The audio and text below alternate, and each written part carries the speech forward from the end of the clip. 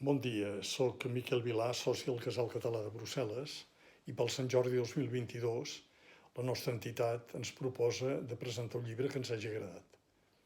En el meu cas he escollit un text d'unes 130 pàgines, un curt text, que Tigre de paper, l'editorial del Bages, va publicar fa una mica menys de 2 anys en plena pandèmia.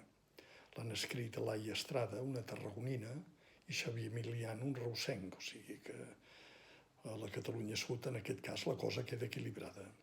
El van titular Sortim de l'UCI, proposta per una sanitat pública.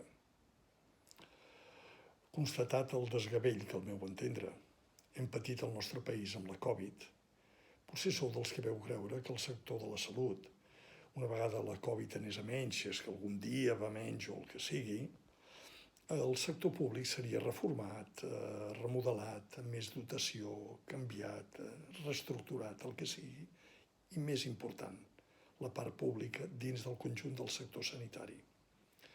Com veieu, res de res. Ara que la Covid sembla ja està passant a la paperera de la història, de la sanitat pública ja ni se'n parla. Es continua parlant del partenariat públic-privat o privat-públic, una cosa que la senyora Thatcher es va inventar fa uns quants anyets, en aquest i en altres sectors, i que, de fet, ha privilegiat el sector privat.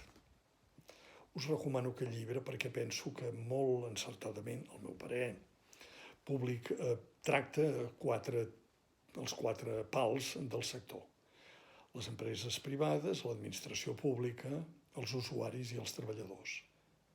I us recomano també aquesta editorial, El Tigre de paper, una editorial de Manresa. Penso que el seu website és molt interessant i us agradarà.